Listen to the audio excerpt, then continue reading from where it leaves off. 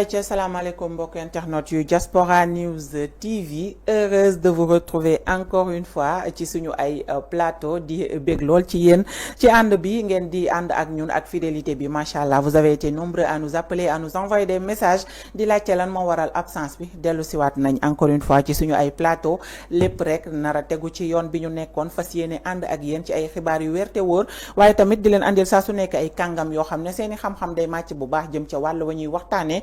ay plateau yu ànd ak richesse bu doy waar, yéen ma gën a xamante nañu. donc li may wax rek balaa may dugal sama invité mooy ngeen di daal di partager waaye tamit di abonné bu baax a baax, ndax nag dama bëgg mbir yi daal di teguwaat fa mu nekkoon. tey nag may am mbégte lool jàkkaarloo ak monsieur Djibril Bèye nekk président du mouvement pour la république taxawu sunu Sénégal. moom laa fas yéene àndal tey ci plateau bi nag espace public, fas yéene rek daal di décortiquer lépp loo xam ne actualité réew mi la, waaye tamit sax bu ko laajee ñu jël avion comme niñ ko daan defee ñun waa diaspora xam nga ay jinne lañ, dem jéggi frontière daal di waxtaanee li nga xamante ne mooy actualité internationale. ma daal di bàyyi sama invité rek mu nuyoo ak mbokku internet yi. monsieur Bèye, bonjour.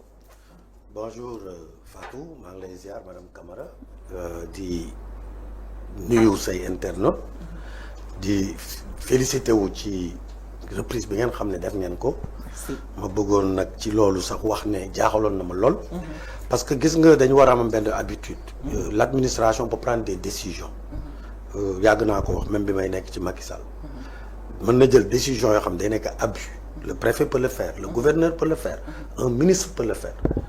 mais loolu boo amee. citoyen dañu am droit def li ñuy wax recours. auprès lu mel ni cour suprême.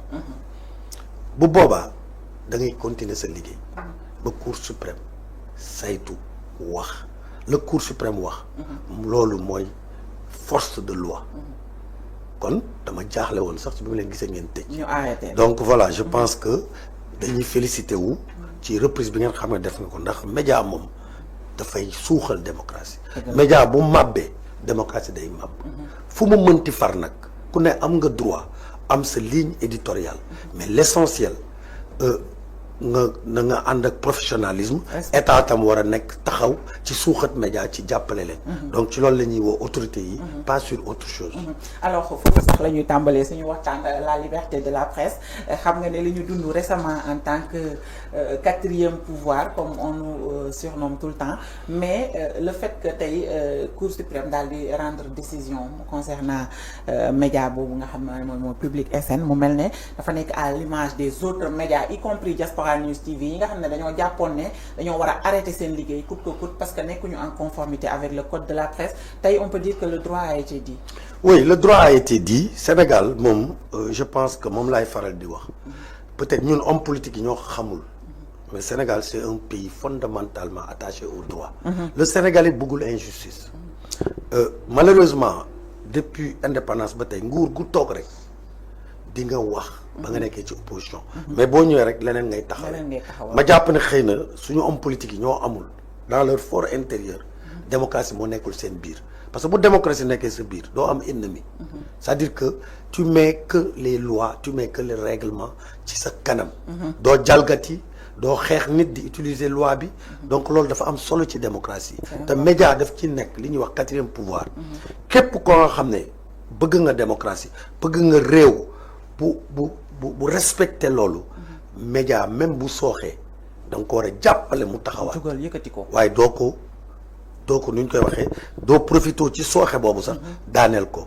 donc man damay wax ne état bi quelque part ministre de la communication dafa dugg ci lu yoonam newul. effectivement parce que loolu yoonam nekku ci. il faut organiser nag. en plus que constitution moo mayee. moo ko mayee il faut organiser. on ne peut pas se permettre de tout faire.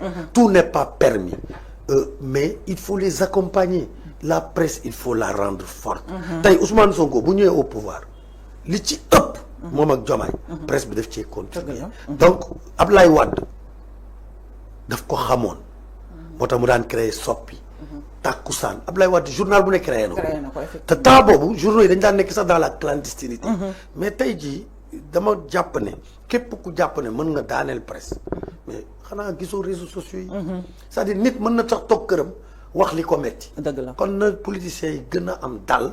xam ne Sénégal dépassé na stade boobu. mooy li Ablaye Wade waxoon Yaay Jàmme man sama dëkk Yaya Jammeh dafa ñëw di ko booleeg presse bi. mu ne ko mënuma leen dara ndax man suba ba ngoon. dañ may attaqué. donc nag politiciens yi naan ndox ñi fi ne tey ñii di ñëw ëllëg. presse bi day rester debout. maa ngi félicité aussi suma sœur Aïssatou Diop Fall. et j'ai été très séduit. d'ailleurs woo naa ko plusieurs fois. malheureusement jotuma ko. c'est pas parce que je suis à 100% avec Aïssatou. am na des questions sur lesquelles je ne suis pas d'accord. avec Aïssatou avec d'autres.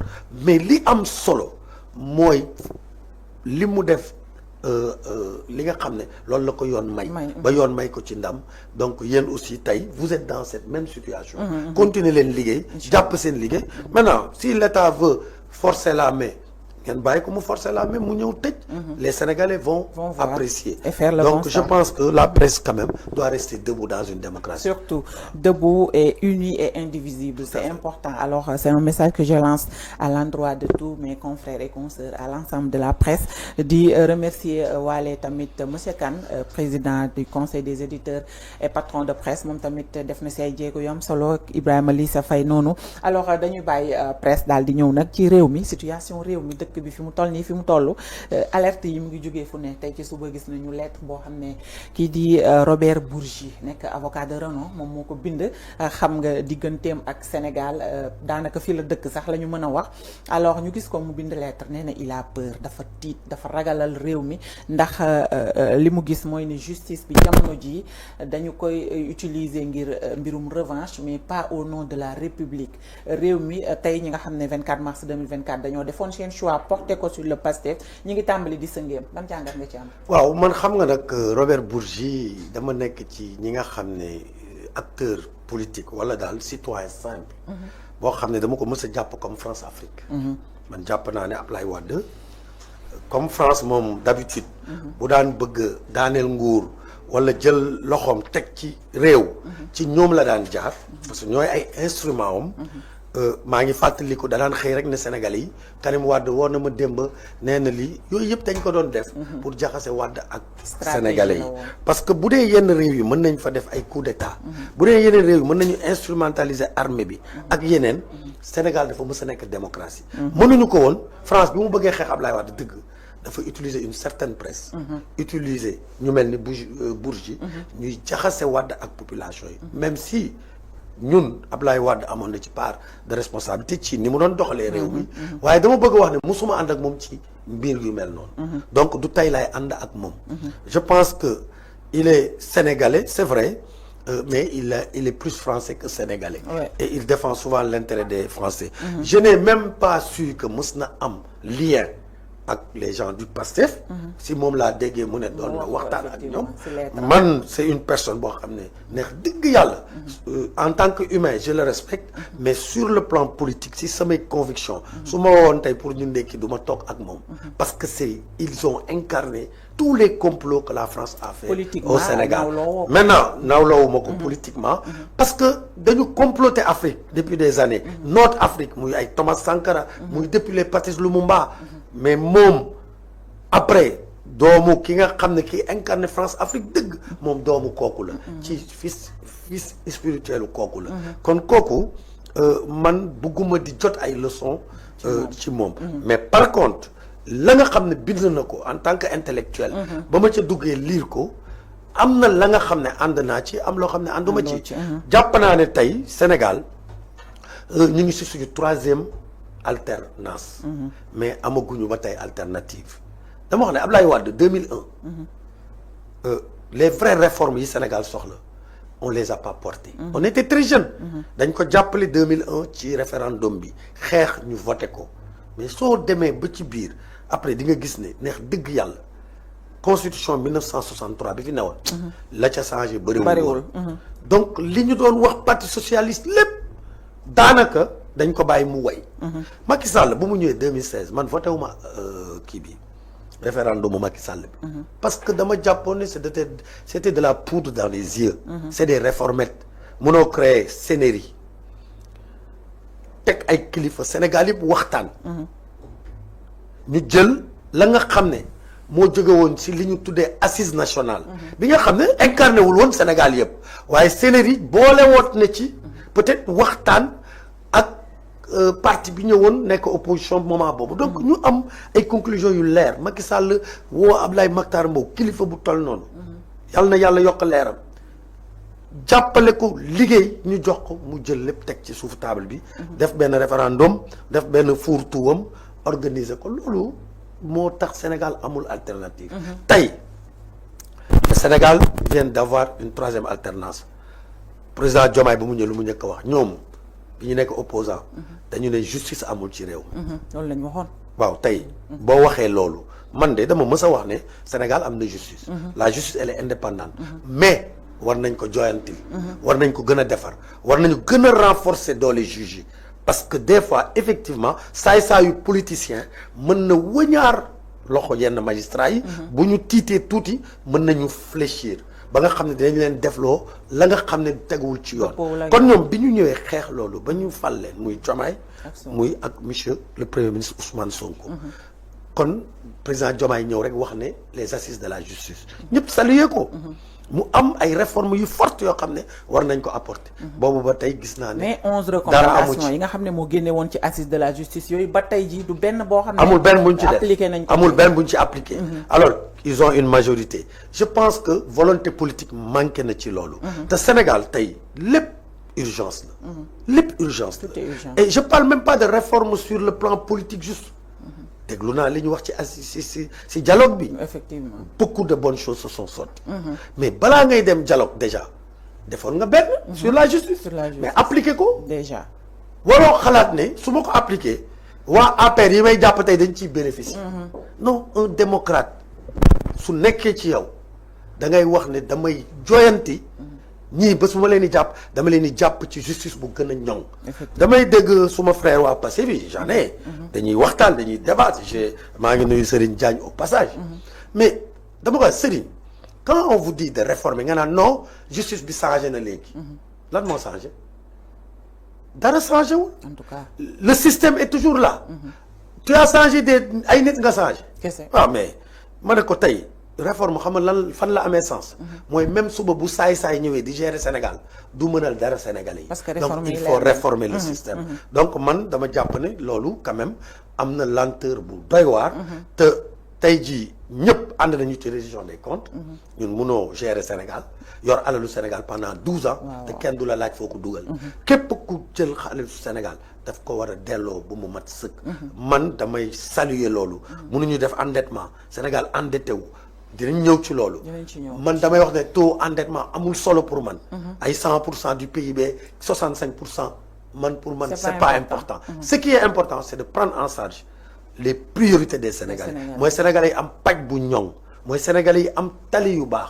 mooy Sénégalais yi mën a liggéey produire de la richesse ba mën a am alal njëg yi amul solo. ba mën a jënd ci njëg bu mu mën. ñu yor luñ ko jëndee loolu moo am solo ci man. waaw donc bu fekkee ne nag yow loolu yëpp. posé woo benn réforme pour ñu egg ci loolu mais soxna si damay wax ne boo posé donc reddition des comptes pour que alal jooju ñu leb ay nit jël ko lekk ko nga topp leen damay tàccu mais su demee ba ñiru règlement de compte dañuy wax attention attention man pour beaucoup de cas ñëpp dégg nañ ma ci télé yi j'ai dit je suis d'accord j'ai vu même des chroniqueurs bëgguma tudd ay tour parce que nit dafa am njaboot am na ay nit yu ma gis en tout cas ñu cautionné xaalis bu bëri. ma dégg ay chroniqueurs di leen défendre dama ne nañu arrêté. nañu arrêté parce que Ousmane Sonko wax na dëgg. ñu bëri dafa am ay chroniqueurs. dafa am ñu nekk seen gannaaw mais ñoom tamit dañu am seeni chroniqueurs. et malheureusement c'est ça le débat dans ce pays. et pourtant rupture la ñu gëmloo askanu Sénégal. waaw loolu moo warul woon am. tu vois des chroniqueurs yu génn ci télé yi. di défendre le gouvernement di défendre Pastef tu vois des chroniqueurs yuy génn ci télé bi di attaquer même dëgg day am ñu ne du dëgg donc day dem ba dëgg du feeñ je crois que mooy li ma waxoon un jour quelqu'un man kenn nekkul suma gannaaw c'est ma conscience et c'est le Sénégal qui est devant moi et pour dire vrai tey maa ngi jàpp ne reddition des comptes bi dafa war a continuer warul sax nekk ay lu ñuy coow ci presse bi chaque jour nga xëy ne Djiby Bèye il paraît ñu ngi koy toppee 5 millions bind ko ci presse bi 2 jours après ñu convoqué Djiby Bèye il faut pas jeter les gens battus on peut faire le travail correctement képp ku jël alalu Sénégal ñu yoon teg teg la fa mu la war a teg bu ñu mënee récupérer alal ji ñu récupérer ko def ko ci askan bi askan wi soxla na ko waaye nag malheureusement li may gis léegi neex dëgg yàlla yaa am na yoo xam ne du ma ko défendre woo naa chroniqueur ne ko li nga défendre démb mu ne ma ne ko waxu yaa ma neex la kii dafa jël alalu askan wi munoo ñëw ñu war la tabaxal jàkk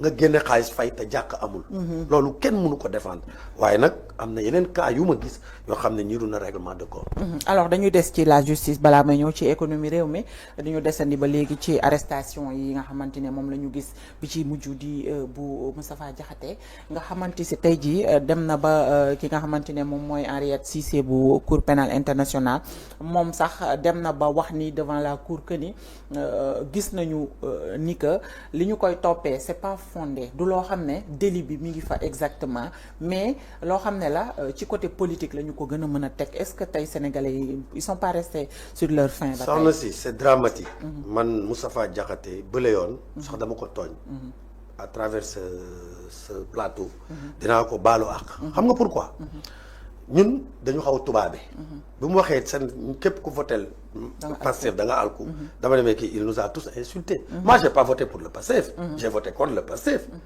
j'ai voté pour Amadou Ba mais tout compte fait je dis on n'a pas le droit d'insulter la majorité des Sénégalais le peuple a toujours raison ils ont des raisons pour le tax ñu def option votel Pastef parce que daf leen tegal beaucoup d'espoir que les gens disent qu'il y a du populisme et autres mais le peuple l'a senti comme un espoir le peuple a sanctionné une politique c'était un petit peu kumba am ndey kumba amul ndey c'était un petit peu maa teg sama loxo ci kuddu bien que nag kuddu moom ci réew bu mu mënti doon day am parce que père de famille mënoo dóorandoo ñëpp des fois di nga dóor bu mu yàgg nga jëllale parce que nous ne sommes pas parfaits c'est ça la vérité donc je disais que Moustapha Diakhaté dama ko condamné woon mais bi mu génnee ma dégg ko muy conférence de presse mu ne waaw mais sémantiquement dañu alku mooy lan mais ma gis ne ñun ñoo déggul olof effectivement xam nga des fois nga ne nit day kàcc moo gën a jekk nga ne nit day fen fen mooy saaga mais kàcc du saaga effectivement mooy tu n'as pas dit la vérité tu n'as pas dit la vérité malheureusement soo ko waxee nit da ngay kàcc mu ne kii saaga na donc il faudrait quand même que ñu assumer suñu africanité suñu sénégalité parce que ñun ay sénégalais lañ ñii ay Haalpulaar lañ ñii ay wolof lañ donc boo demee ci biir àll bi ñu ne la saa nday saa baay boo nekkee Dakar wala booy Kolda wala booy Ziguinchor en tout cas un citadin tu risques de dire écoutez kii mu ngi may saaga alors que saagu la donc maa ngi koy baalu ci loolu je pense que loolu dama newoon ne jar nañu jàpp ko tey dama ciy dellu gannaaw parce que après bi ma duggee ci gëstu ci sémantiquement xam ne dama am lompañ man bu ne ci man te lompañ boobu foog ma assumer ko pour dem jàngi suma langue pour mën a xam li Moustapha Diakhaté donc voilà pourquoi les juges et les procureurs nañuy tenir compte ci ces aspects linguistiques Moustapha Diakhaté bii pas li mu wax jarul dóor muus jàpp naa ne neex dëgg yàlla Ousmane Sonko suñu frère la nous sommes tous des Sénégalais il a dit plus grave que ça les gens du Pastef ont dit plus grave que ça personne ne les a poursuivis te bañ leen di topp des intellectuels se sont levés pour dire non kenn waru leen topp donc même le président Diomaye je me rappelle bindoon na ci page Facebook am loo xam ne dafa doy waar. et même suñu njiitu gouvernement bi jamono ji waxoon na fi ne article 80 sax dañ ko war a éliminer. Birame Souleye wax na fi Macky Sall bu dee dafay lekk Ouattara. d'ailleurs bi Ousmane di dem premier ministre dem Côte d'Ivoire maa ngi naan Birame de bu demoon moom premier ministre nekk à l'aise donc c'est pour dire que ñun dañu war a am un peu.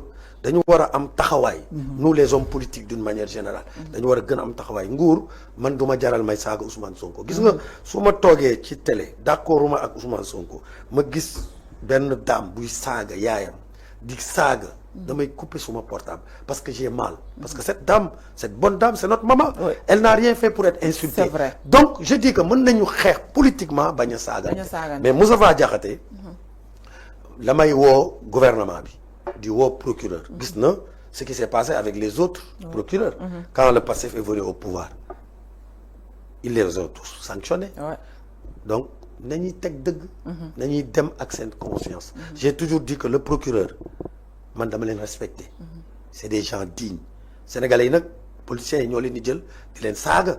politique yow procureur fenkat nga procureur waxoo dëgg. et loolu pour dire vrai ça a commencé avec. waaw mais moom laa ñoom ñoo ko doon def sax d'ailleurs. donc man j'ai toujours défendu les procureurs. am na ay xusma ñàpp man sama bopp am naa dossier procureur teg ci loxo. am naa dossier mu dem gendarmerie ñu teg ci loxo yàq ko te kooku.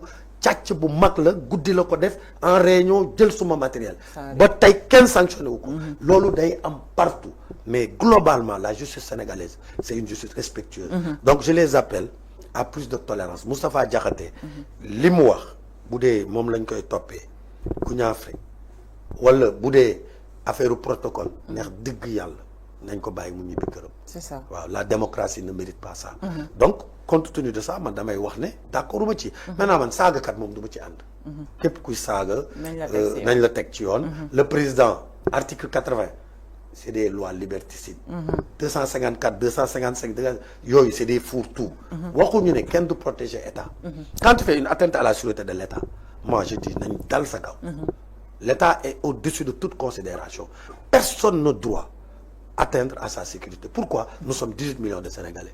Même si c'est 5 millions de personnes, les 18 millions sont plus importants. S'il le faut, État, sax na dal seen kaw ñoom, mais sauver les 18 millions. Donc man ànduma ci loolu mais nañu jël offense au chef de l'État nañu wax lan la ak lan. mu bañ a nekk fourre-tout. mooy su ma la rombee neexuma la. nga ne ma danga maa offensé parce que damaa ñaaw. warul demee noonu.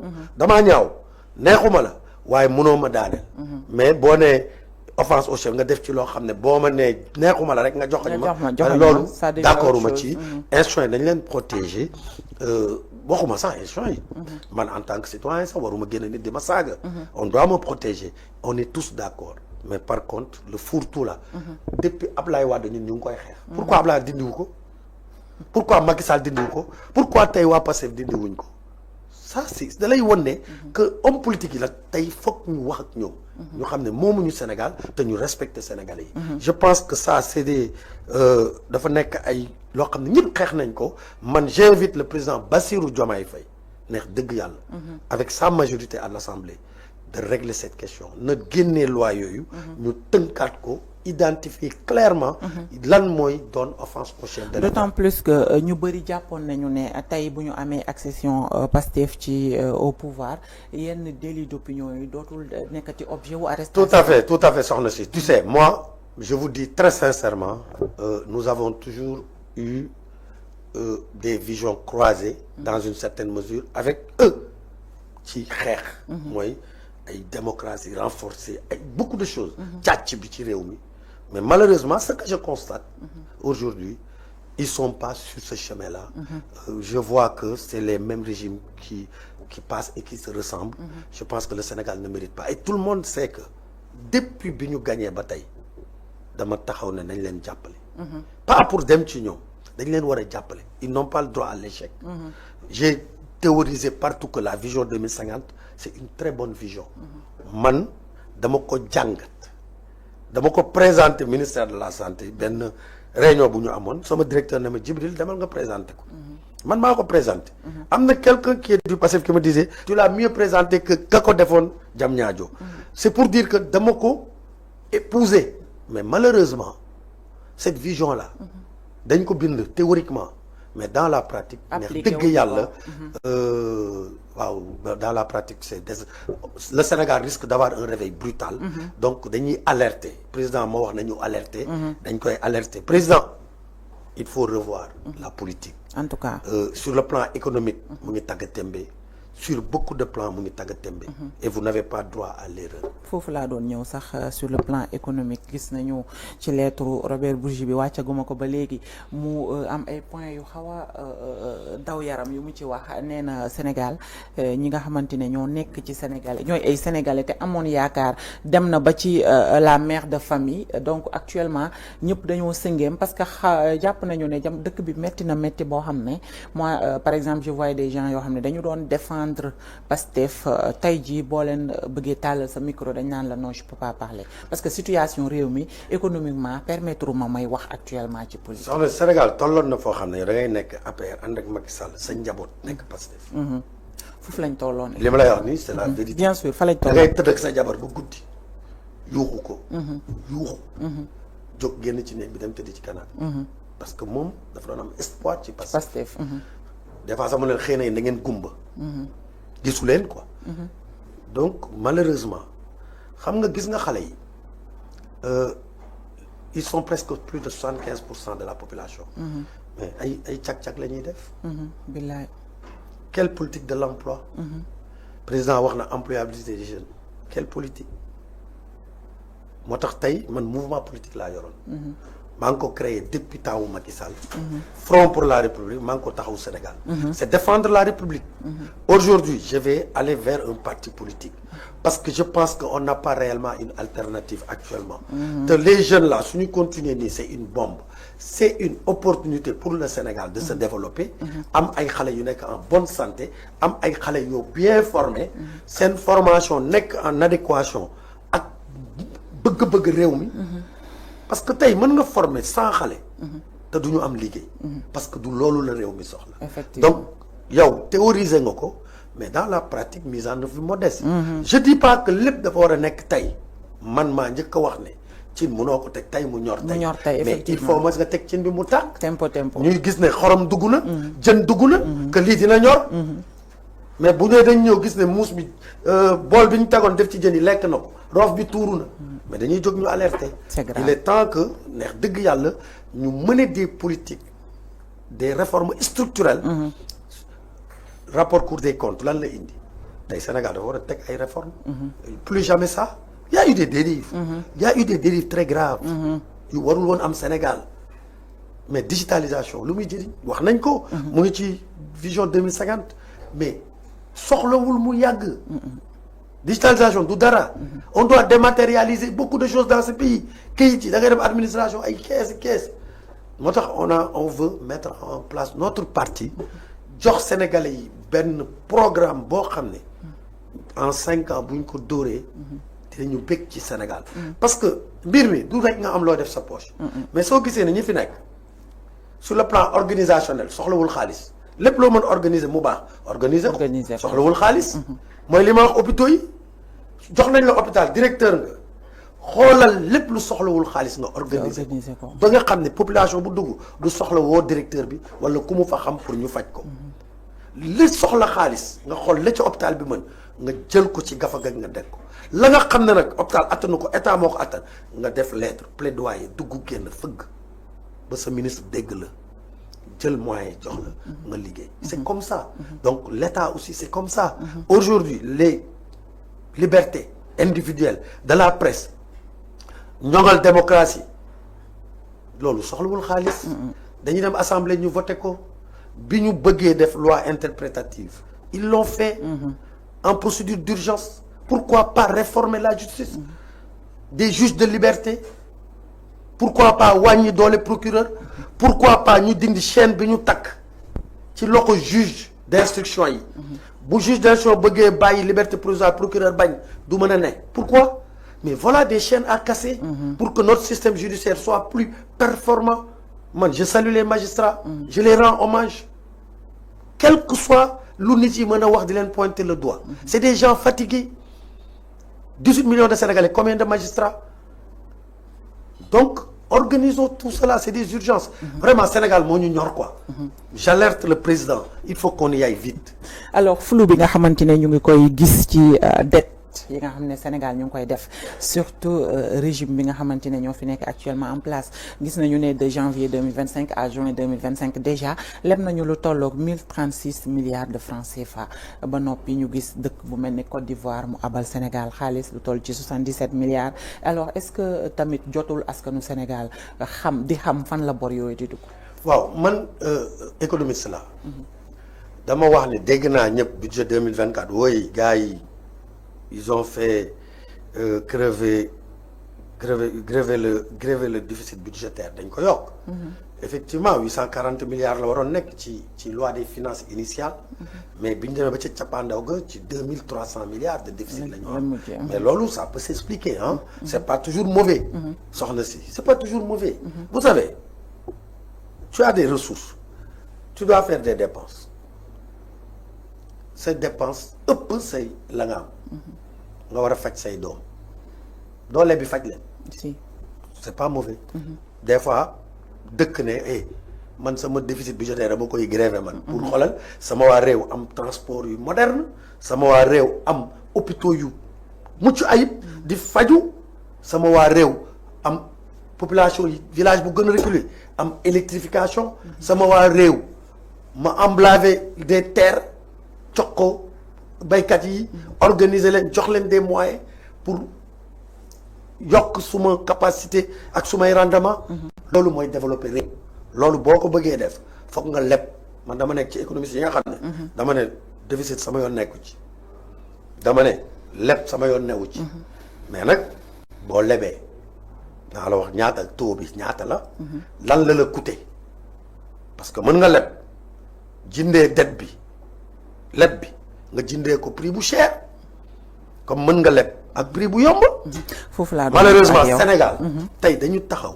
donc peut-être Ousmane Sonko quand il disait oui leb sax war économie foog mu leb quand il disait FMI non peut-être man j'essaie de le comprendre parce que FMI daf ñu daan dicter des fois nos politiques xëy na foofu lay waxee c'est-à-dire que du FMI moo ñu war a dicter lu ñuy def je suis d'accord mais déficit budgétaire bi mu reproché Macky Sall man du ma ko reproché Macky Sall xam na laay reproché Macky Sall le fait assumé wu ko bu dee 11% la assumé wu ko loolu laa mën reproché mais déficit budgétaire pour lan pour am le BRT là si c'est pas surfacturé si c'est fait avec les nouvelles techniques ma dugg ci man gaare sama oto fii en 10 minutes ma egg Géejawaay na ma ne nañ ko def Kër Massar nañ ko def Wakaam nañ ko def feneen amul njëkk déficit budgétaire boobu nangu naa ko déficit budgétaire tabax ay hôpitaux yu mucc ayib ku fa dem am médicament suffisamment tey da ngay dugg ci hôpital yi urgence ñu lay prescrire ay médicaments c'est des problèmes je pense que le Sénégal c'est un pays où tout doit être construit l'État ne peut pas gérer l'investissement privé État dafa war a régler les questions d'infrastructure régler l'environnement juridique pousser maintenant nos hommes d'affaires à investir bañ leen bloquer bañ leen ragalloo faire appel à l'investissement étranger direct étranger État ci loolu la war a taxaw malheureusement tey jii les gens te parlent de déficit de 11% dañu war a dem rapidement 3%. awma ci problème man laa wax. endettement awma ci problème mais lu ma gis mooy Sénégal tey mu ngi leb sur le marché financier c'est une bonne chose. mais les taux d'intérêt sont très élevés. benn ñaar leneen lu ma gis mooy les obligations yi Sénégal am ñu ngi plongé. États-Unis seen obligation état yi dafa wàcc décoté wu de 3,5%. ñu ne c'est inquiétant nous on est presque à 30%. c'est plus que inquiétant. parce que mooy lan boo soxlaa dem di jënd comme ni usuriers yi di def noonu lañ lay def. Sénégal tey bu génnee confiance bi ñu am ci Sénégal moo wàcc confiance nag det lépp lii moo koy ëmb taux d'intérêt bi ak risque bi. mooy duration bi. risque bi. risque bi ngay jël yow plus le risque est grand que kii du la fay plus nga yokk prix bi. Sénégal nag risque am dafa rëy dafa élevé léegi sur le plan international. donc Sénégal buy leb foog mu casquer cher te tey jii. confiance bi moom programme yi nga daan am. ak FMI nga xam ne dañ lay amal dette concessionnelle ngeen waxtaan ba jubóo. ñu ne la dañ lay lebal ci 1% ou moins de 1%. jox la nga soxla. mënatoo ko am pourquoi parce que FMI nee na la nos chiffres sont falsifiés il faut nous donner les vrais chiffres. mais ça prend du temps. mais pourquoi ça doit prendre du temps. ça ne doit pas prendre du temps l'État du Sénégal doit rapidement. régler cette question définitivement. d'autant plus que ñoom. dette bi nga xam ne ñoom jël nañ ko dugal ko ci dette État central. parce que tamit il faut que ñu waxante dëgg. c'est vrai gars yi lépp nañu. mais gis nga réew noonu lay doxee. soxna si mais monsieur Beye ku jiitewul rek le problème jiite dafa metti de. mais le problème du si leb bi ñuy leb mais le fait que ñu ngi leb flou lu tax ma ne la yaa ngi flou parce que nit yi déjà sànq jox nga ma exemple BRT quel que soit le coût de la dette jaar na ko parce que nit ñi ñu ngi koy jariñoo et que ñu ngi ciy gis seen bopp mais tey ji leb bu bari bi nga xamante ni nguur gi actuellement ñu ngi koy leb ci lan lañ ko def exactement. beneen mbir bi tamit mooy fa laa jëm. beneen mbir bi tam mooy. d'accorduma ak tamit ñiy wax ne Côte d'Ivoire lebal nañu Côte d'Ivoire lebaluñu. Non loolu waxu politicien la. Fatou. Tu sais man je veux que ñuy wax dëgg population yi. Le marché financier c'est un marché communautaire. ñu nag béninois burkinabé ivoirien Guinée-Bissau ñëpp ci bokk. léegi yow état bu ñëwee dafa am lu ñuy wax marché primaire fa la état bi di ñëw émettre ay bons. wax ne man de soxla naa temps sama bons yi lii laa koy jaay. taux de gars yi xool ak taux d'intérêt marché bi ñu fixer le taux d'intérêt nit yi jënd ko. c'est l'économie. bu ñu jëndee obligation yi. ñoom xam nañ koy jënd. dañuy jox état xaalis. te seen obligation. dafa am échéance bu échéance jotee état fay leen mais bu échéance bi jotul te ñoom soxla nañu xaalis dañuy dem ci marché secondaire bi jaayaat ko fa loolu moo ci intéressant mooy yow jox nga sa xaalis lebale nga sa xaalis. mais heure boo ko soxlaa doo dem fayee ko état de état dafa la wax 2048 la lay fay. mais yow mën nga ko jaay keneen. kooku téye ko moom denc ko toog di xaar pour moom mu gagner. mais bu fekk ne nag say obligation donc c'est pour dire que c'est toute la communauté de l'UEMOA.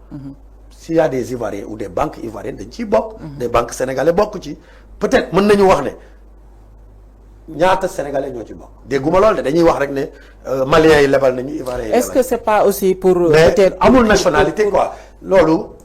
amul nationalité neex dëgg yàlla quoi c'est vraiment un instrument de financement des économies de l'UEMOA. est-ce que sànq loolu lu ñuy saluer la. sax que marché financier bi suñu dëkk yi di ko dem di ko. solidarité régionale. merci beaucoup pour mobiliser l'épargne publique communautaire. même en marché public tey on parle de préférence communautaire. on parle moins en moins de préférence nationale. D'accord soo duggee ci code des marchés daf lay wax préférence communautaire la lay wax. mooy malien bi am na droit dem comme au même titre que les entreprises sénégalais. au même titre wuti marché yi Sénégal di lancer. donc il faut pas que les gens pensent comme ça ou bien que les politiciens di leurrer naan ay ñoo ko gën a xam. parce que le ministre Malick Ndour quand même économiste la. bu wax koy jàngal. effectivement je dis neex dëgg yàlla. loolu man awma ci problème mais xam la am problème. mooy taux d'intérêt bi dafa cher. dafa yéeg. ensuite yow mënoo chaque jour nga leb. surtout pour lan pour fay bor. la dette est fréquente. c'est-à-dire dañuy leb pour fay bor. parce que le service de la dette dans le budget dafa am doole. c'est vrai parce que le président Macky Sall c'est beaucoup endetté c'est vrai. mais c'est tous les régimes. la dette elle est intergénérationnelle c'est-à-dire que da ngay leb pour tabax. kon dara newu ci. mais tey ñoom bu ñu ñëwee pour fay le fait ñu am problème ak FMI. di dem ci marché financier bi di leb plus cher donc ñu ngi gën a yokk service de la dette te ñu ngi dugg ci benn engrenage boo xam ne mooy li ñuy wax usurier xam nga usurier. usurier ya nga xam ne état da koy tere. nga dem ba salaire sa salaire bu weer dee waa ji moo koy fayee nga ñëwaat di jooy mu lebal la donc on risque de rentrer dans ce deal-là et c'est une urgence il faut que dëkk bi sénégalais yi opposition pouvoir ñun ñëpp ñu ànd pour xool comment corriger. moo tax gars yi ne tiit jot na ci jàppale nguur gi que le Sénégal sort la tête de l'eau parce que Ousmane Sonko c'est vrai il a dit on a falsifié des chiffres ça nous coûte excessivement cher ça a dégradé les notes mais est-ce qu'il pouvait faire autrement je ne sais pas en tout cas xam naa ne loolu yàgg na am nga leb ba mënatoo leb kër gi xiif nga ne sa frère bi dawal nga leb waaye si turu frère bi la nekkul sa tur ñoom nag dañu ñëw boole lépp yooyu ay technique la rek parce que booy diriger réew moo metti da ngay am ay urgence da ngay toog inondation taxaw ñu laaj la 1500 milliards amoo ko sa budget joxewu ko population yi nekk ci biir ndox bi ñëpp di yuuxu xam nga doo tëdd naan aw ma damay xaar ba suba da ngay obligé ne damay lebi booy dem di lebi banque bi ne la booy ñëw foog ma xam sa salaire ñaata la tam nga ne sa waa ji yokkal ma sama salaire ci këyit bi mu yokk sa salaire nga dem banque bi di la dagg muy metti mais c'est comme ça donc gestion moo ànd ak loolu waxuma nag dérive yi nga xam ne am na loolu am na il faut dire plus jamais ça pour loolu bañ a am il faut des réformes en matière de finances publiques ñu digitaliser affaires yi parce que France tey mënoo engager dépense bu jaarul yoon day clignoter partout donc Sénégal dafa war a weesu fi mu nekk nii tey jii nag dafa war a am un sursaut national j'appelle tous les patriotes de ce pays ñu jóg pour xool comment aider le gouvernement à sortir la tête du Sénégal sous l'eau parce que le Sénégal est sous l'eau. Effectivement foofu laa bëgg nga ñëw xam nga damay bëgg Sénégal askan wi booy wax ak ñoom nga utiliser terme yoo xam ne ñoom dinañu xam exactement lii lan lay signifier xam nga tey li nga xam ne moom mooy bor bi ñuy wax diggante Sénégal ak Côte d'Ivoire maanaam marché UEMOA yu ni mel est-ce que tey jii nekkul une manière de maquiller le fait que FMI téye loxoom ba léegi di laaj ay preuves par rapport aux chiffres maquillés yi ni mel tamit est-ce que loolu tam fan la mën a dugal Sénégal exactement dama bëgg nga dellu siwaat foofu bu baax ñi xam exactement ci ban guuta la ñu mën a yóbbu. waaw xam nga tey Sénégal bu fekkoon ne moom FMI ñu ngi nekk ci benn programme daf ñuy jàppale ci ay décaissement pour soulager suñu déficit budgétaire de telle sorte que sax yow dootoo am problème di nga dugg ci marché financier bi peut-être sax pour lever des fonds pour investir te boo koy lever tamit di nga ko lever ak sa teeyaayu bakkan kenn du la xoj naan la man lii laa koy jëndee mooy prix bi du yokk bu boobaa yow tu es le maître du jeu tu rentres tu n'acceptes pas des taux d'intérêt de 7%. Donc tu auras de bons taux d'intérêt. C'est le cas peut-être de la Côte d'Ivoire ou autre. Mais Sénégal tey buy leb day leb ci prix bu cher. Mais la ko indi effectivement mooy FMI lu mu wax ne nañu clarifier chiffres yi nga xam ne dañ ko falsifier. wala dette bi nga xam ne dañu wax ne président Macky Sall daf ko def de plus de 2500 milliards. nañu wax fan la dugg. mais loolu yomb na dañu génne ñu wax fa mu dugg. mais est-ce que mën nañ ko wax aussi. non mën nañ ko wax boobu c'est facile. non parce que dette boobu en général mooy dette bi nga xam ne entreprise parapublique yi ñoo ko def. Macky Sall dafa nekk état central bu lebee ba gis ne egg na ci cappaandaw ga. Sénégal soxla xaalis mu woo Sénélec wala woo. wala AIBD waaw ne ko lebal. kooku leb ñu jox ko mu def ay projet donc tout ça c'est dans le cadre du développement du pays il faut aussi que ñu xam ne depuis le parti socialiste et tous les états fonctionnent comme ça je vous le dis madame même boo jëlee y a des lignes budgétaires yoo xam ne ñun bu ñuy def retraitement yi mooy bu ñu koy xool di ko saytu dañuy xool ne lii salaire la te nekkul ci salaire dañ koy génne yóbbu ko ci salaire mais bu partenaire bi ñëw nga delloo ko at ko fële am na ay lignes par exemple santé puis ñu duggee ay chômage structurel dañu xojoon Abdou Diouf ne ko mënatoo recruter benn infirmier nit yi di dee ci àll bi Abdou Diouf bu mu bëggee kii dafa tuddee ligne bi neneen nu dul salaire donc mais pourtant ay recrutement la woon waaye tuddul recrutement yaa ngi may dégg dafay tudd leneen ba nga xam ne dina mën a wut ay infirmiers yóbbu leen ci hôpitaux yi ñu jàppale askan wi donc loolu yàgg na di am ci réew maintenant pas mu egg ci yenn niveau yu man li ma mën a craindre rek mooy li ma mën a condamner mooy loo xam ne leb nga ko neex dëgg yàlla ay nit ñëw détourné ko mais leb nga ko dugg na ci askan wi jaar na fu mu war a jaar amul surfacturation moi je pense que un état responsable peut grever ses déficits budgétaires tey Sénégal dafa am pétrole am gaz ñun dañu waroon di leb ñëpp topp suñu gannaaw dañu waroon nekk jéeg bu taaru comme ni fa Djiboka waxoon sur l'URD c'est une femme très belle avec ses tresses mooy bi mu amee 8% au deuxième tour yàlla na ko yàlla xare àjjana donc le Sénégal tey dafa waroon toog nekk vraiment une très grande dame tegle tànkam toog gars yi di ko wut si di ko saraxu pour lebal ko xaalis mais tey Sénégal dafa toll foo xam ne moom mooy daw pour leb ñu koy lebal ci prix yu xaw a jéggi dayoo. et pourtant loolu on produit du pétrole. et on produit pétrole. boo xoolee carburant bi tey fii la gën chéré. effectivement gaz bi fii la gën chéré. donc tout est cher actuellement l'inflation est en train di xoj Sénégalais yi. sama jabar dafa jënd café bu ndaw bi pot bu ndaw bi comme moom sax waa Pastef la. dafa yokk ñëw naa ma 3500 lay jar ma ne ko café kañ lay jar 3500 donc c'est ma ne ko sa gars yi la de yaa leen fi ne di ci nguur gi donc c'est pour dire soxna si. neex dëgg yàlla Sénégal ñun ñoom ñoo ko bokk. il est temps de se ressaisir il est temps que ñu taxaw sur les principes képp ku jël alalu askan bi ñu tela nag dem liggéey suñu liggéey loolu du liggéey topp ay nit du liggéey effectivement loolu c'est normal nañu bàyyi ñi koy def ñu def ko ñun ñu concentré wu ci vision 2050 bi changer les structures économiques de ce pays c'est important ba pare appuyer nag sur les hommes qu'il faut à la place qu'il faut parce que li ñu gis nag ci réew mi ci nomination yi. loolu moom nax saay na. non dafa doy waar dafa doy waar. depuis le début l'homme qu'il faut à la place qu'il faut loolu moom. c'est catastrophique parle plus. moi je vois benn société bu mel ni Sénégal numérique. ce qui se mais passe le directeur ne parle pas avec ses agents. waaw non il ne pas dafa xeeb sax Sénégalais yi mu fi fekk. parce qu'ils viennent de l'extérieur. du nuyu sax ses agents mu ngi tëju ci bureau di togg cinam di génn di dem alors c'est pas comme ça un bon manager boo ñëwee même boo fi fekkee ñu la compte dañu war a dem ba ñoom ñu bëgg la. effectivement c'est-à-dire da ngay ñëw man bi ñu may nommé centre national appareillage orthopédique ma ñëw ñu naan wooy fii médecin diw moo fi nekkoon ni ma naan ok je ne suis pas médecin je suis économiste. mais di ma dem ba ci yàgg mais les gens dañuy nangu ne kii kat li muy def xarañ na ci du affaire docteur du affaire nekk docteur nekk économiste. compétence effectivement. donc j'appelle à ce que les gens s'appuient sur toutes les ressources humaines de ce pays qui sont compétents. bañ a jël mbir yi def ko affaire Pastef moomul Sénégal. Sénégal ñun ñëpp ñoo ko bokk.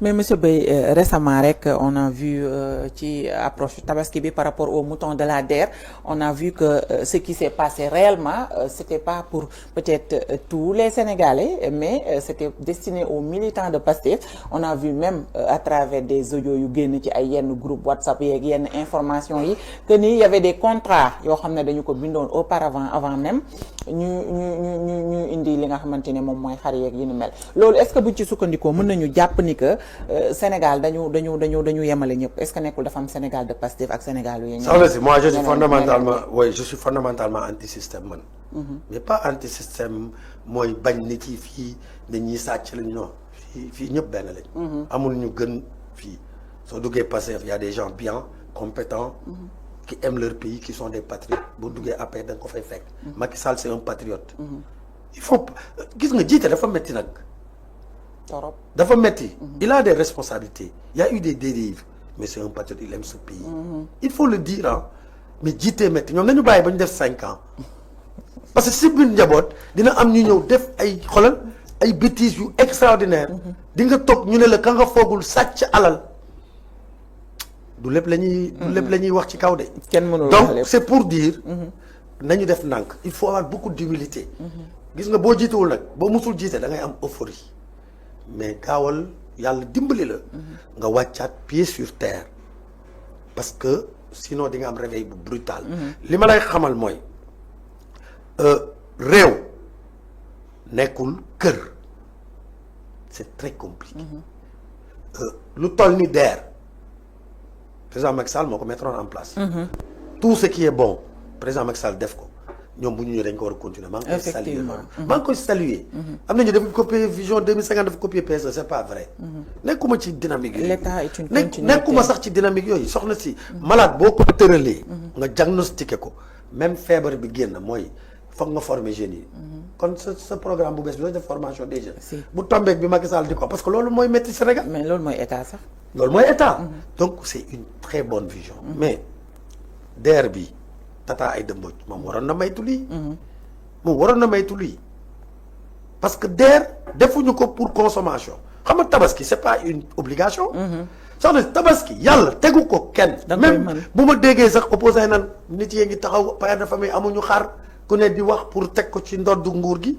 dama non arrêtons c'est pas une obligation ku am xaalisu tabaski nga tabaski ku ko amul wàcc na la jàmm ne ñooy donc pourquoi moo nom de Dieu ñu jël l'argent contribuable des Sénégalais dem jënd ci ay xar pour lebale ko et dans quelles conditions lan moo nekk ci gannaaw waa jiñ ko jox kan la pourquoi il faut enrichir quelqu'un est-ce qu'il y a eu appel à candidature est-ce que yamale nañu Sénégalais yëpp yiy jaay xar def appel à candidature jël le meilleur prix donc il y a des choses alors à la limite soo defee la nga xam ne warul sax waaye nga teg ko ci yoon mu am transparence ñu ne xëy na da ngaa juum waaye non seulement da ngaa juum parce que DER loolu du objectif am mais nga boole ci nag dëng ba mel ni garabu yow non entre nous j'appelle à ça je pense que DER war na mën a tey cibler ay jeunes appuyer leen ñu jënd ay xar ñu jàppale leen ñu def élevage intensif def kii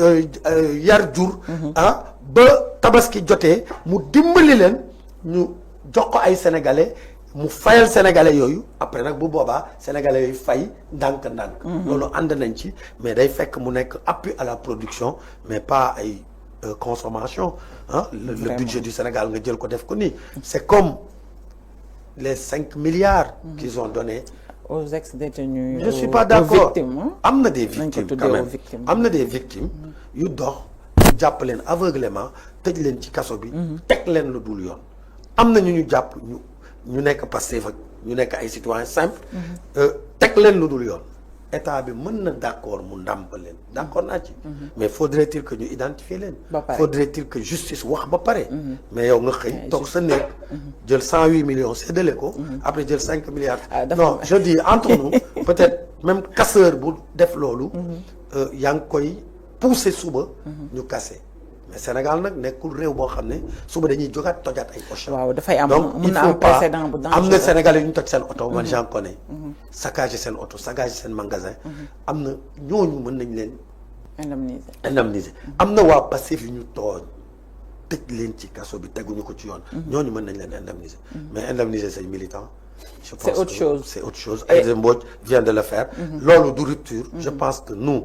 man de neex dëgg yàlla. ànd naa ak Macky Sall c'est vrai mais je suis un anti-système. bi may ànd ak ñoom c'est vrai après gëm naa ne président Macky Sall liggéeykat la. mais de 2014 à 2019 j'étais même plus proche de Ousmane Sonko que de Macky Sall. mais aujourd'hui ni ma gisee ñuy dawalee seen nguur gi neex dëgg yàlla je demande à monsieur Ousmane Sonko premier ministre. nga xam ne c'est un premier ministre quand même. hors du commun ce qui est normal man awma ci problème. que nit yi di wax. d'ailleurs engagement oui man j'ai pas de problème à ça. soxna si tu sais lépp tout ce que la loi n'interdit pas est permis. le président Diomaye soo amee un premier ministre aussi dégourdi di jóg di xeex engagé mais machallah c'est une bonne chose man je pense que effectivement au Sénégal le président est trop fort il faut même diminuer les pouvoirs du président mais tant que ñoom ñu ngi juboo rek amul problème. mais malheureusement li ma gis. alerte laay def. lanceur d'alerte président moo ko wax président nañu xoolaat taxawaay nañu xoolaat toogaay. il est temps que ñu xool comment corriger les choses. sinon le Sénégal va droit au mur. et on aura des lendemains incertains. alors on va parler de l'éventuelle candidature de l'ex-président de la République au poste de secrétariat général des Nations Unies ban jàngat nga ci am. waaw man dama jàpp ne Macky Sall du seen ennemi. yor na Sénégal ñoom bëgg nañu yor Sénégal. il y a eu des confrontations. dans les ambitions. c'est humain. des fois nag aveuglément ñu xeex. mais Sénégal benn bopp la kenn mënu ko xar ñaar. dama ne Sénégal du tàkk. pourquoi yow da ngay xëy nekk APR sa sœur nekk Pastef ngeen teg añ di ngeen werante nag mu tàng. des fois sax ñu xeex. day am. dañ koy dund. sa jabar même chose. da nga ne ko su ma toroxee nga torox fekk xam nga mais du Sénégalais yi seen appartenance politique nekkul ci ay prébande. nekkul ci ay prébande donc nous sommes une famille. Macky Sall fait partie de cette famille. et il a eu l'honneur de diriger ce pays. je pense que aujourd'hui yàlla mooy teg njiit Diomaye kenn xaarul woon. mu doon njiit. Sonko Diomaye xeex na ba sonn président Diomaye xeex na ba sonn. ngir Sonko Ousmane Sonko nekk président. Ousmane Sonko nekkul président Diomaye moo nekk président donc mbiru yàlla la dafa am secret bu nekk ci biir man nag bëgg naa doon président. mais bés moo doonee président ki may remplacer damay jubóog moom quel que soit lu mu def terewul. li yoon wax ci reddition des comptes dinaa ko def mais damay jubóog moom je pense que l'Afrique a besoin d'avoir une représentation leadership comme le président Macky Sall le Sénégal mu ngi am ay revers depuis lors je pense que soxla na ñu soutenir ko parce que tey Diomaye mooy président wu Macky Sall tey bu Macky Sall amoon tolof ci biir àdduna bi suñu ambassadeur mooy dem régler ko effectivement su président Macky Sall tooñoon président Diomaye mooy wéeru waayam mooy dem ñaan fay indi ko parce que c'est un citoyen sénégalais. de surcroît nag il a été président de la République. donc j'appelle à cette réconciliation. j'appelle à ça une réconciliation ne veut pas dire une compromission. nañu arrêter des gens qui pensent être Jupiter être les plus honnêtes c'est pas vrai personne n'est plus honnête que personne. dégg naa Ngagne Demba Touré naan quelqu'un un tortionnaire Macky Sall n'est pas un tortionnaire il faut qu'on se dise la vérité. le Sénégal a été sauvé de part et d'autre. Il y a eu de fortes responsabilités du PASTEF sur ce qui s'est passé en 2021. dañ koy nangu. ils ont fait appel à l'insurrection. Ousmane Sonko a défié l'État à tous les niveaux. yàlla dimbali na ko mu génn ci ak bakkanam loolu dañ ciy kontaan. yàlla jox na ko réew mi jox na ko kon ndam na yaatal dënnam. mu baal ña nga xam ne tooñ nañ ko. ña nga xam ne tooñuñu ko ay sénégalais lañ la ñu am ku ne la nga yellool mu jox la ko. mu xool sénégalais yu mën a liggéey mu liggéey ak ñoom. je pense que le Sénégal foofu la toll. nom de Dieu monsieur le président. il faut discuter avec Macky Sall. c'est pas votre ennemi. c'est votre grand frère. moom it mu jàppale leen. jàppale nag du tere da ngaa tële de. taxul nga tële. dañu bàyyi di disloquer l'administration sénégalaise parce que nag nguur yu bëri ñëw nañ fi. nommé ay nit. ba pare bàyyi gis nga Abdoulaye Diouf Sarr. je ne suis pas avec lui il a créé son parti. wax dëgg yàlla c'est mon grand frère et tout mais politiquement j'ai pris mon destin en main. je vais mettre en place un parti. mais je reconnais quelque chose bu may reconnaître devant tous les Sénégalais. dañu toog réunion ñin ñi nekkoon ci wetam man boobu nekkuma APR nee naa ko du ma APR yow laay jàppale. ñu toog ñu ne ko il faut rendre fort à tous tes hommes il faut rendre nommer leen ci poste ministère de la santé mu ne non du ma ko def. Marie Khemesse Ngom moom maîtriser direction générale de la santé publique. moom laa fay teg. Fatou Mbaye Sylla moom maîtriser direction donc xamul Fatou Mbaye Sylla daf ko jëlee hôpital Diamniadio nommé ko directeur général son directeur de cabinet c'était docteur Aloyse qui était du système moo yoroon SNEIPS. donc voilà une personne qui a été au ministère de la santé il n'a pas nommé plus de 2 personnes. man nommé na ma mais man ça fait 22 ans que je suis dans le système. j'ai occupé toutes les fonctions j'étais agent comptable à Albert Royer. donc bi mu may nommé il a nommé une personne aguerrie. samay collègues yi nekkoon directeur ñu nag ñoom ñoo duggandoo ci santé donc je pouvais l'être yàlla moo ko dogalul woon jaaral ko ci loxoom mais mu nommé nitam non benn nit la nommé nitam directeur. hôpital Ziguinchor muy suma rakk Ndiamé Diop da ko jël yóbbu ko Dantec 3 ans muy jàng mu xëy nommé ko directeur c'est comme ça. mais jël système de santé bi loolu tam maa ngi ci alerte premier ministre. le système de santé est en danger. parce que les nominations c'est des nominations de parti et de militantisme santé du fo. aujourd'hui yaa man waxuma man dama doon politique. man j'ai été relevé au mois de septembre 2024 et j'avais remercié le président c'est lui qui nomme aux emplois civils il a mis un autre Sénégalais c'est absolument rien et j'assume que je faisais de la politique mais j'ai des collègues comme man qui ont fait 22 ans dans le système qui n'ont jamais fait de politique c'est juste des fonctionnaires ils ont tous été relevés tous plus de 15 remplacés par qui d'abord ñu ngi médicaliser système bi ils ont pris des médecins yoo xam ne daaw la ñu am seen thèse amuñu aucune expérience musuñu gérer dara ñu jox leen hôpitaux yi ñële nekk ay fonctionnaires ñu ngi toog ministère rang bu ñu xëyee dañuy toog di pousser seen pousse ba ngoon ñu ñibbi et les autres on les fait des contrats ils sont même pas des fonctionnaires c'est grave. je pense que le premier ministre dama lay alerter encore une fois. yow daal yaa ngi lanceur d'alerte. non c'est la vérité. on aime ce pays. moi j'ai demandé que les gens donnent à Pastef une majorité. xam pourquoi. parce que soo ko joxoon APR ñu bloqué dëkk bi parce que suñu politiciens ñoo miirul. amuñu maturité. au lieu ñu ñëw liggéey ak Pastef dañu ne ñun ñoo yor majorité léegi nag tey defante la. budget balaa ñu koy voté musiba Sénégalais yi ñooy sonn.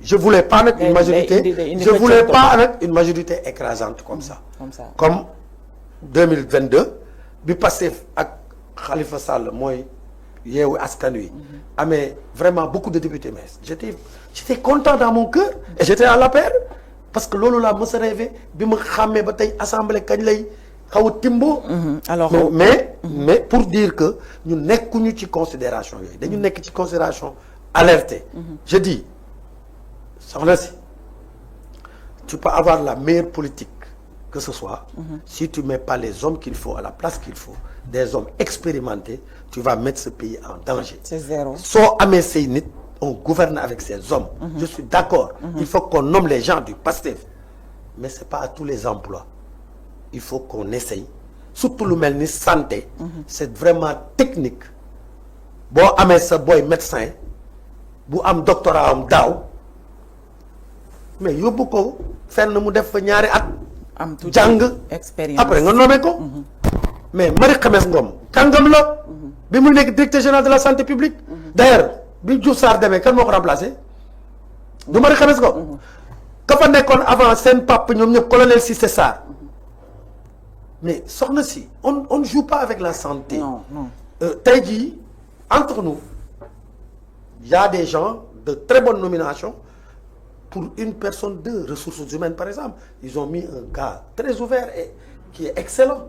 Mais à part ça soxna si j'alerte le président de revoir cela et d'éviter aussi de médicaliser le système de santé da nga koy jox effectivement des médecins aguerris qui ont de l'expérience ou des économistes aguerris qui ont de l'expérience mu nekk benn dosage mais pas nga jël ay non fonctionnaires du ñu ay agents de l'État tu enlèves des fonctionnaires compétents à qui tu n'as rien à reprocher. Mais ça, tu les mets de l'autre côté, tu recrutes de nouveaux qui n'ont même pas d'expérience. Après, tu les nommes à ces postes de direction. Et on parle de la santé. Et on parle de la santé. Je dis, si on ne corrige pas, je vous donne rendez-vous dans 1 an. Je vous donne rendez-vous.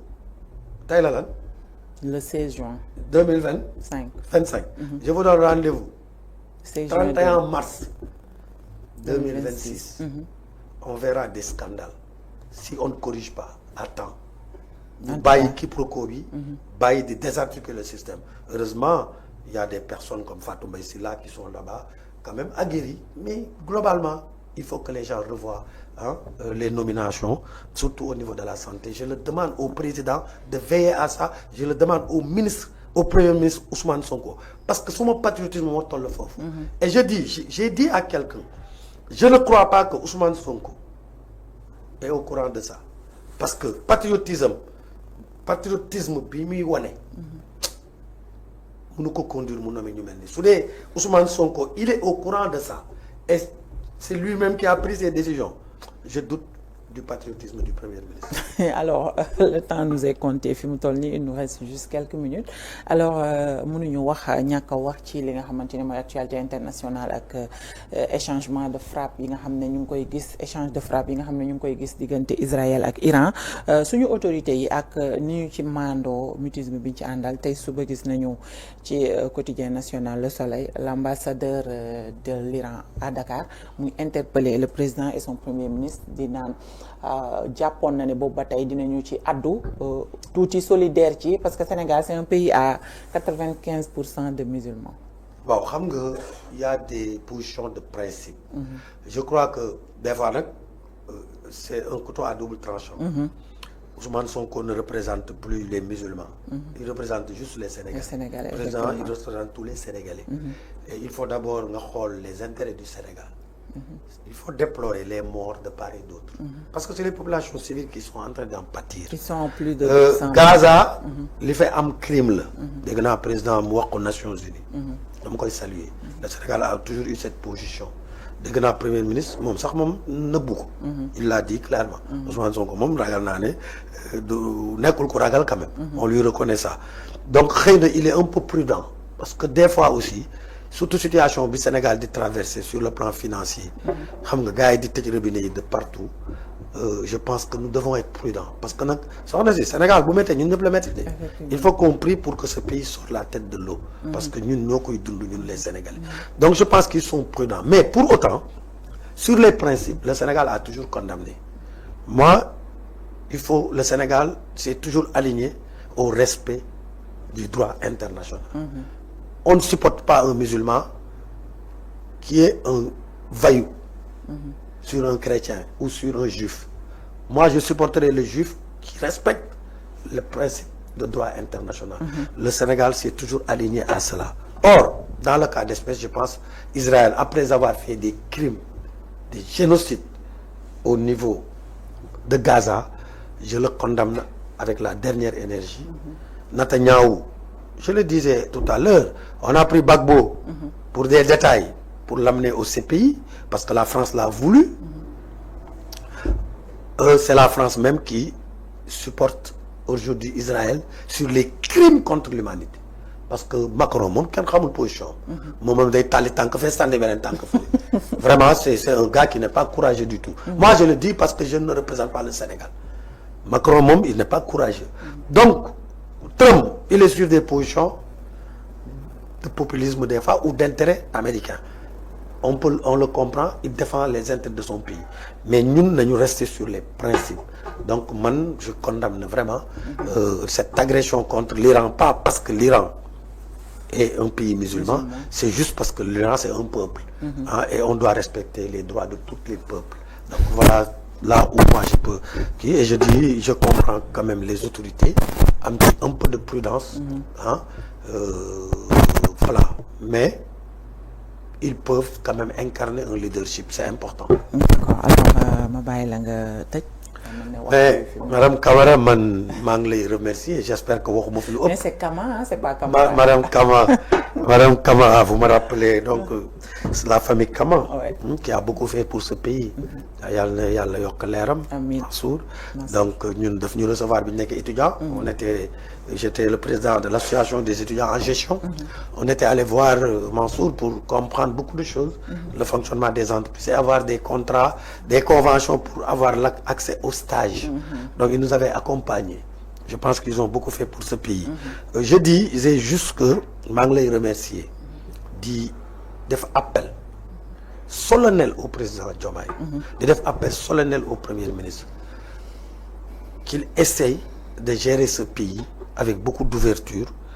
Je ne parle pas d'entrisme, je ne parle pas ñu jël ay nit, dama ne dañu xool les compétences fu ñu mënti nekk ñu jëli leen, nañu jéem a ànd nekk benn say xeex, nañu jéem a woo Macky Sall waxtaan ak moom.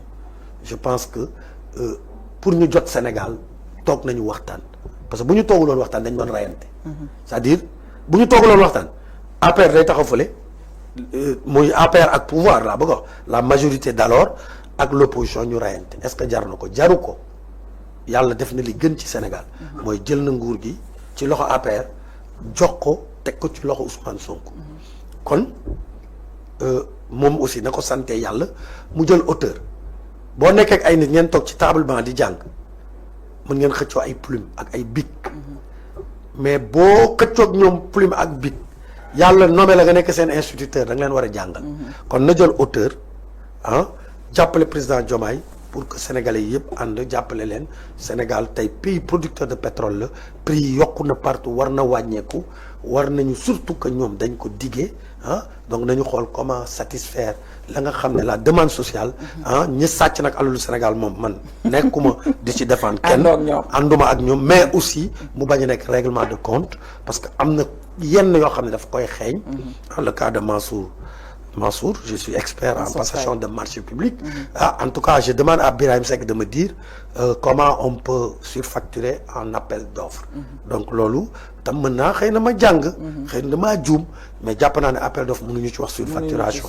Voilà, te kenn nekkul tam sama gannaaw man, ça je le dis clairement.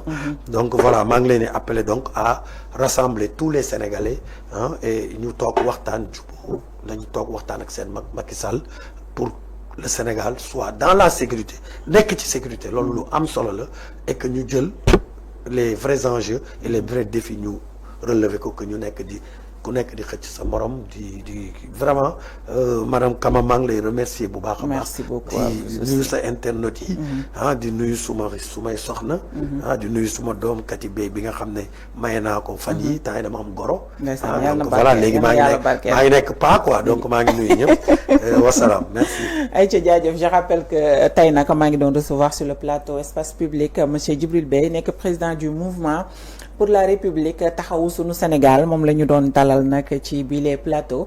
jaajëfalati ko bu baax a baax, j'espère que doo fi gëj incha allah. alors di wax yéen ñi nga xam ne yéen a ñu doon suivre itam di leen jaajëfal bu baax a baax, di leen wax ni nag bu leen ko fàttee de leen wéy di abonné di partager suñu ay plateau, waaye tamit di laal cloche de notification bi ngir lépp loo xam ne dugal nañu ko rek ngeen daal ci jot en temps réel.